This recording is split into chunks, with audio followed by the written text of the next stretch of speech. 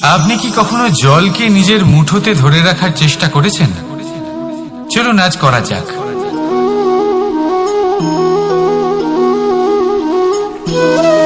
যদি আপনি নিজের মুঠো জোরে বন্ধ করেন, জল ধরে রাখতে পারবেন না। যদি আপনি তাকে এমনি বইতে দেন, তাহলে ও নিজের পথ নিজেই করে নেবে, আর আপনার হাতেও থেকে যাবে। আমাদের জীবনও হলো কিছুটা এরকম, জলের মতো। নিজের পথ নিজেই করে নেয় এই জীবন। প্রত্যেক সমস্যার সমাধান নিজেই করে নেয় এই জীবন। তাই জীবনে যখন কোনো পরিস্থিতি আমাদের প্রতিকূল হয়ে থাকে, কিছুই হয়তো আমরা বুঝতে পারছি না, কিছুই যখন বসে থাকে না, তখন আমরা হতাশ হয়ে পড়ি, নিরাশ হয়ে পড়ি। আর এটাই করা উচিত নয়। শান্ত মনে দেখতে হবে যে এই জীবনে আসলে কি ঘটে চলেছে। কষ্ট সবাই ভোগ করেন। কষ্ট পেলে কেউ রেগে যান, রেগে গিয়ে পরাক্রম দেখান। এটাই তো করা উচিত নয়। শান্ত মনে সেটাই করতে হবে যা জীবন আমাদের শেখাতে চাইছে। জীবন আমাদের সব শিখিয়ে দেবে, শুধু মনে রাখবেন কখন প্রয়াস করতে হবে আর কখন আমাদের প্রতীক্ষা করতে হবে, সেটা আগে আপনাকে বুঝতে হবে। তাহলে আসুন আমার সাথে ভালোবেসে বলুন, রাধা রাধা। বল, শক্তি, পরাক্রম এই সংসারের বিকাশের মূল। কিন্তু কখনো ভেবেছেন যে প্রকৃতি আমাদের এই বল, শক্তি, পরাক্রম কেন দিয়েছেন? যাতে আমরা জীবনে কারোর উদ্ধার করতে পারি, কাউকে সাহায্য করতে পারি, কারোর জন্য ভালো কিছু করতে পারি, কোনো গরিব অসহায় মানুষের জন্য কিছু করতে পারি। এই বল, এই শক্তির সদ্ব্যবহার করতে পারি। কখনো দেখেছেন এমন মানুষ যার কাছে অসীম শক্তি আছে, কিন্তু তার সাথেই অসম্ভব অহংকারও রয়েছে? যিনি নিজেকে সর্বশ্রেষ্ঠ বলে মনে করেন, খারাপ কাজও করেন। আপনি দেখবেন প্রকৃতি এবং মানুষ তাকে ভাঙতে সর্বদা চেষ্টা করেন। মনে রাখবেন, যতই সুবিশাল পর্বত হোক না কেন, তা যদি পথে পড়ে, তাকে ভেঙে পথ প্রশস্ত করা হয়। যদি আপনার কাছে বল থাকে, শক্তি থাকে, পরাক্রম থাকে, তাহলে তার সদ্ব্যবহার করুন, কাউকে সাহায্য করুন, কাউকে রক্ষা করুন। যদি আপনি আপনার শক্তির দুর্ব্যবহার করেন, তাহলে মনে রাখবেন আপনি নিজের বিনাশ নিজেই আমন্ত্রণ করছেন। এবার বল অর্জন করার পরে, শক্তি অর্জন করার পরে, আপনি নিজেকে বিনাশ করতে চান নাকি এই সংসারের উদ্ধার করতে চান? সিদ্ধান্ত আপনার। রাধা রাধা। মানুষ আর ধন, এই দুইয়ের মধ্যে সম্পর্ক খুব ঘনিষ্ঠ। ধন হলো সেই শক্তি যার ব্যবহার মানুষ করে থাকে সাংসারিক বস্তু ক্রয় করার জন্য, নিজের জীবন যাপন করার জন্য। আর মানুষ হলো সেই শক্তি যারা ধনকে গুরুত্বপূর্ণ করে তোলেন। এবার একটা কথা বলি, ব্যবহার করা উচিত ধনকে আর ভালোবাসা উচিত মানুষকে। এটা বেশিরভাগ মানুষই বোঝেন না। মানুষ এখানেই সব থেকে বড় ভুল করে বসেন। তারা ভালোবাসেন ধনকে আর ব্যবহার করেন মানুষকে। এ হলো অনুচিত। দেখুন, আপনি একটা সূচের দ্বারা যুদ্ধ করতে পারবেন না, আর কোনো তলোয়ার দ্বারা বস্ত্র সেলাই করতে পারবেন না, তাই না? কোনটা কিসের জন্য হয় সেটা বোঝা অত্যন্ত জরুরি। আপনিও সঠিক দিকে অগ্রসর হন। মানুষকে ভালোবাসুন আর ধনকে ব্যবহার করুন। যদি আপনি মানুষকে ব্যবহার করেন, তাহলে আপনি ভালোবেসে ফেলবেন ধনকে। আর এই ভালোবাসা ধীরে ধীরে পরিণত হবে লোভে, আর ধীরে ধীরে এটা আপনাকে বিনাশ করে দেবে। তাহলে সমস্ত মানুষকে ভালোবাসুন আর এইভাবে ভালোবেসে বলুন, রাধা রাধা। সাফল্য কে না চান? সাফল্য লাভ করার, শিখরে পৌঁছানোর আলাদাই একটা আনন্দ রয়েছে। আর আপনজনদেরও কে না চান? প্রত্যেক মানুষ চান যেন জীবনে তার কোনো আপনজন থাকে, যারা সবসময় তাদের সাথে থাকবে। কারণ আপনজনের সাথেই তো সাফল্যের আনন্দ সব থেকে বেশি পাওয়া যায়। কিন্তু আসলে কি হয়, অনেক সময় সাফল্যের খোঁজে সেই পথে চলতে চলতে আমরা আপনদের থেকে দূরে চলে যাই। না চাইতেও দূরে চলে যেতে হয়, ওনাদের সাথে সময় কাটাতে পারি না। আর আমরা ভুলে যাই যে সাফল্যের আসল আনন্দ আপনজনদের সাথেই পাওয়া যায়।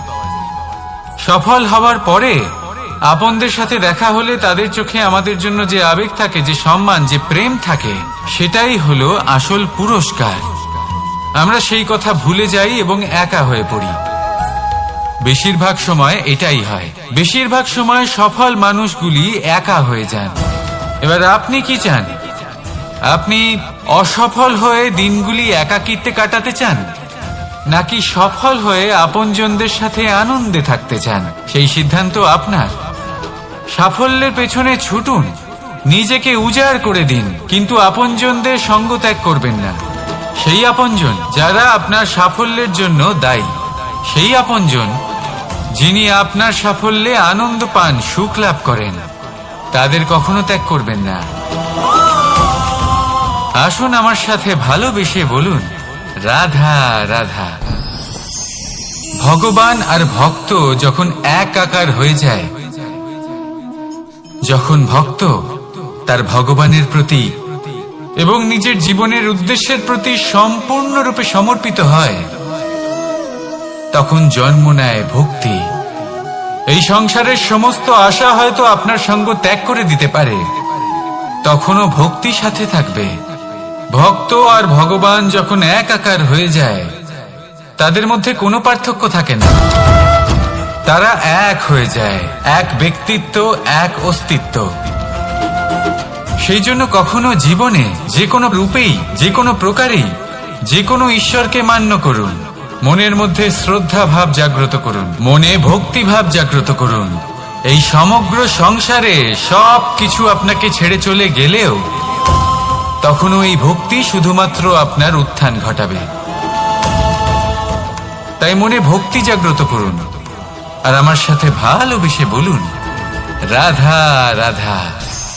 শব্দই হলো শূন্য, শব্দই হলো আরম্ভ, শব্দই হলো অন্ত, শব্দই হলো অমর, শব্দই হলো ব্রহ্ম। এই শব্দ হলো অত্যন্ত বিশেষ। কেউ কাঁদলে তাকে হাসিয়ে তোলে, কেউ হাসলে তাকে কাঁদিয়ে দেয়। কারোর মনে উদ্দীপনা জাগিয়ে তুলতে পারে, আবার কারোর মনে কাঁটা হয়ে বিঁধে থাকতে পারে।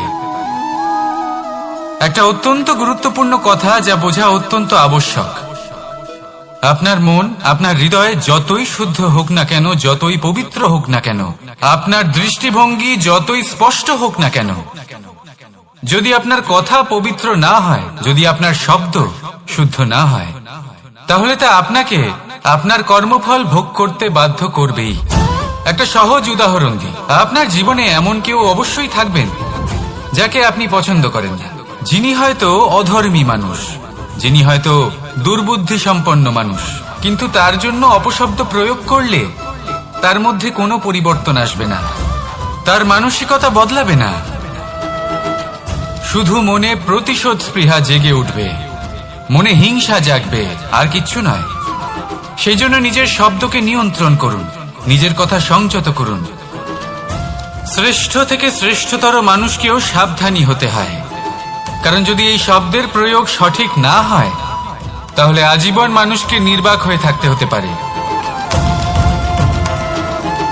তাহলে নিজের শব্দ নিয়ন্ত্রিত রাখুন, নিজের কথাকে শুভ করুন, এতে প্রেমবোধ জাগিয়ে তুলুন, আর সেই প্রেমবোধ নিয়েই বলুন, রাধা রাধা। বরদান এবং অভিশাপ, এই দুই হলো একই মুদ্রার দুটি পিঠ। এই বরদান আমরা অনেক কারণে পেতে পারি, কখনো নিজের পরিশ্রমের কারণে, কখনো নিজের তপস্যার কারণে, কখনো আমাদের পূর্বপুরুষদের কর্ম ও তপস্যার কারণে। কিন্তু এই বরদান কতক্ষণ বরদান থাকবে তা আমরা নিশ্চিত করতে পারি না, তা সুনিশ্চিত করে শুধুমাত্র আমাদের কর্ম। যদি আপনাকে উদাহরণ দিই, আপনি রেশমের কীট দেখেছেন? ও বরদান পেয়েছে যে ও নিজের সুরক্ষার জন্য খোলস বানাতে পারে। এবারও তাতে এত মত্ত হয়ে যায় যে এমন এক আবরণ বানিয়ে ফেলে যাতে সে নিজেই আবদ্ধ হয়ে চাপা পড়ে মরে যায়। এটার তাৎপর্য কি? তাৎপর্য খুবই সরল। গর্ব করা খুবই ভালো, কিন্তু অহংকার করা কখনোই উচিত নয়। যদি অহংকার মনের মধ্যে প্রবেশ করে, তাহলে এই বরদান অভিশাপে পরিণত হতে সময় লাগে না। আর যদি কর্মশ্রেষ্ঠ হয়, তাহলে অভিশাপ বরদানে পরিণত হয়। তাহলে আসুন, শ্রেষ্ঠ কর্ম করুন আর আমার সাথে ভালোবেসে বলুন, রাধা রাধা। সুখ, দুঃখ, মৃত্যু, মহামারী, এগুলো কখনো বলে আসে না, আবার জিজ্ঞাসা করেও আসে না। এমনই হয় দ্রুত ক্রীড়ার এই খেলায়। এক কারাগারের মতো, একটা মাকড়সার জালের মতো। যেমন একটা মাকড়সার জাল একটা পোকাকে নিজের দিকে আসতে আকর্ষিত করে, নিজের চমকের দ্বারা, নিজের গঠন দ্বারা। সেরকমই দ্রুত ক্রীড়ার এই খেলা মানুষকে নিজের দিকে আসতে প্ররোচিত করে। শেষে গিয়ে মানুষ আটকা পড়ে। পার্থক্য শুধু এটাই, যখন এক পোকা এই জালে জড়িয়ে পড়ে, তখন সে তার প্রাণ হারায়। মানুষ যখন এই দ্রুত ক্রীড়ায় আকর্ষিত হয়, সে নিজের মান, নিজের ধন সবকিছু হারায়, নিজের বিবেক হারিয়ে ফেলে। কিন্তু আপনি আপনার বিবেক কখনোই হারাবেন না। যদি আপনার মনে লোভ চলে আসে, আপনি লোভী হয়ে ওঠেন। যদি আপনি দ্রুত ক্রীড়ার এই খেলায় আটকা পড়েন, তাহলে মনে রাখবেন, এই খেলা থেকে ফিরে আসা প্রায় অসম্ভবই বলা যায়। নিজের বিবেক কখনো হারাতে দেবেন না, কারণ বিনাশ আসার প্রথম লক্ষণ হলো বিবেকের বোধ চলে যাওয়া। এই প্ররোচনায় কখনো পা দেবেন না। আর আমার সাথে ভালোবেসে বলুন, রাধা রাধা। বিজয়, বিজয় লাভের জন্য মানুষ কি না করে থাকে। যে কোনো সম্ভাব্য প্রচেষ্টা করে, কিন্তু নিজের বিজয় লাভের জন্য বাজিতে যা ইচ্ছে তাই রেখে দেওয়া কি উচিত কাজ? কখনোই নয়। নিজের হারানো সম্মান, নিজের হারানো সম্পত্তি, নিজের হারানো অধিকার ফিরে পাওয়ার শুধু একটাই পথ রয়েছে, আর তা হলো পুরুষার্থ, দ্রুত ক্রীড়া নয়। যে মানুষ নিজেই হেরে গেছে, নিজেই নিজের জয়লাভ করার জন্য অন্য কাউকে কিভাবে বাজিতে রাখতে পারে? এ হলো সম্পূর্ণরূপে অনুচিত। অনেক সময় অনেক ধন লাভ করার জন্য, অনেক সম্পত্তি লাভ করার জন্য আমরা নিজের আসল ধন, আমাদের আপনজন, তাদেরকে হারিয়ে ফেলতেও প্রস্তুত হয়ে যাই। এটা একেবারেই উচিত নয়। যত বড়ই সংকট আসুক না কেন, আমাদের আপনজনদের আমাদের সাথেই রাখা উচিত। নিজের বিজয়ের জন্য ওনাদের বাজি রাখা ঠিক নয়। এই ভুল কেউ একজন করেছেন, আপনি তা ভুলেও করবেন না। রাধা রাধা। নারী জন্মসূত্রে কারোর কন্যা, ধর্মসূত্রে কারোর পত্নী, আর কর্মসূত্রে কারোর মা। আমাদের মনে এই ছবি আঁকা রয়েছে একজন নারীকে নিয়ে, তাই না? একটা অতুলনীয় ভূমিকা রয়েছে নারীদের আমাদের জীবনে, আর নারী ছাড়া আমরা কিছুই নই। কিন্তু অধিকার, সেখানে আমরা একটা ভুল করে বসি। যখন নারী একজন কন্যা থাকে, যখন সে জন্ম নেয়, তখন তার উপর অধিকার থাকে তার পিতার। আর তারপর যখন বিয়ে হয়ে যায়, তখন তার অস্তিত্বের উপর অধিকার থাকে তার স্বামী। আর যখন তিনি মা হন, তখন নিজেই তিনি জীবনের সমস্ত অধিকার দিয়ে দেন তার সন্তানকে। কিন্তু আমরা কি কখনো এটা ভেবেছি, এই জীবন হলো তার নিজের? যে নারী সবার কল্যাণ করছেন, তার জীবনের অধিকারও তার কাছেই থাকা উচিত, তাই না? তার নিজের জীবনের সিদ্ধান্ত সে নিজেই নিতে পারেন, নিজেই নিজের ভাগ্যের রচয়িতা হতে পারেন। আর এর জন্য আমাদের নিজেদের পাল্টাতে হবে, দৃষ্টিভঙ্গি পাল্টাতে হবে। কারণ এই ধারণা সেটা আজ বা কালকের ব্যাপার নয়, এটা ঘটে চলেছে বহু বছর ধরে আর চলতেই থাকবে যদি আমরা এটা না বদলাই। আর এটা তখনই সম্ভব হবে যখন আমরা নিজেদের মধ্যে পরিবর্তন আনব। তাই আজকের পর থেকে, এই মুহূর্ত থেকে কোনো নারীর ওপর অকারণ অধিকার স্থাপনের আগে সহস্রবার ভেবে দেখবেন। কারণ যখন নারী নিজের অধিকার কেড়ে নিতে বাধ্য হবেন, তখন শুধু এবং শুধুমাত্র বিনাশই ঘটবে। রাধা রাধা।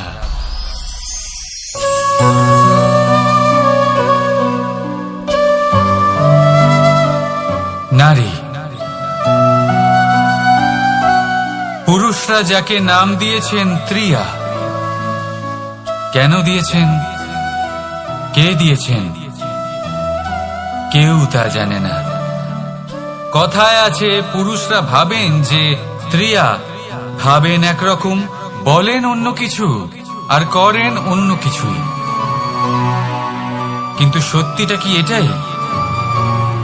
আসল সত্যি হলো এটাই যে ত্রিয়া হলো সেই চরিত্রহীন পুরুষ আর কেউ নয়।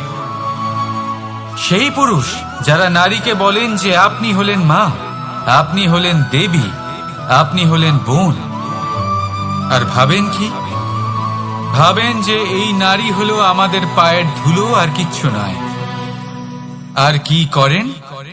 ওনাদের মাথায়, ওনাদের খোপায় মালা পরিয়ে দিয়ে ভাবেন যে ওনারা হলেন তাদের পায়ের ধুলোর সমান। একজন নারীর সম্মান ভঙ্গ করেন, তাদের দাসী মনে করেন।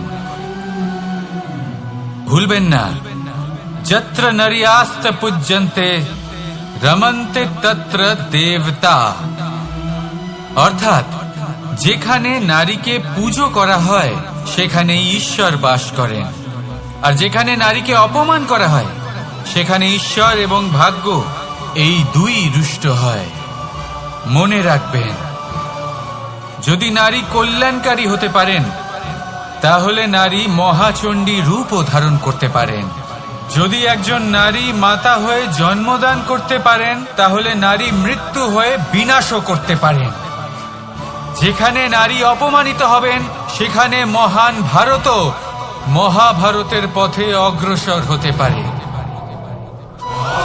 তাই মনে রাখবেন, নারীর অপমান যেন কখনোই না ঘটে। আর যদি কোথাও নারীর অপমান হয় তার অর্থ হলো আপনার বিনাশ আপনার দিকেই আসছে।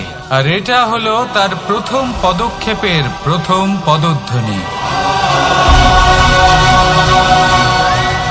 রাধা রাধা। যদি সন্তান কোনো দুষ্কর্ম করে তাহলে সেই অপরাধ শুধু কি সেই সন্তানের? না, যদি সন্তান দুষ্কর্ম করে তাহলে অপরাধী তার মাতা পিতাও, যারা পুত্রমোহর কারণে সেই অনুচিত কাজে তাকে বাধা দেননি। অপরাধী হলেন তার পিতামহ, যিনি নিজের কর্তব্যবোধের কারণে নিজের পরিবারের যত্ন নেননি, যিনি সন্তানকে কখনো শাস্তি দেননি। অপরাধী হলেন তার সেই গুরুও, যিনি নিজের শিষ্যের সেই দুষ্কর্ম দেখেও তাকে প্রতিহত করতে পারেননি। একজন হবু রাজার কর্তব্য হলো নিজের প্রজার কাছে সে যেন এক উদাহরণ প্রস্তুত করতে পারে। কিন্তু যদি এত অনুচিত উদাহরণ প্রস্তুত হয়ে থাকে তাহলে মা বাবার, বাড়ির বয়োজ্যেষ্ঠদের কর্তব্য হলো ওনারা যেন সেটা সেখানেই থামায়, হয় ভালোবেসে নয়তো শাস্তি দিয়ে। যদি না থামানো হয় তাহলে মহাভারত অবশ্যম্ভাবী। অনেক ব্যক্তির মনে একটা প্রশ্ন জাগে আমাকে আর রাধাকে নিয়ে। বলেন যে না আমি আর রাধা একসাথে থাকি, না আমাদের বিয়ে হয়েছে, আমি এখানে দ্বারকাতে ও ওখানে বর্ষণাতে, তাও এত ভালোবাসা কি করে?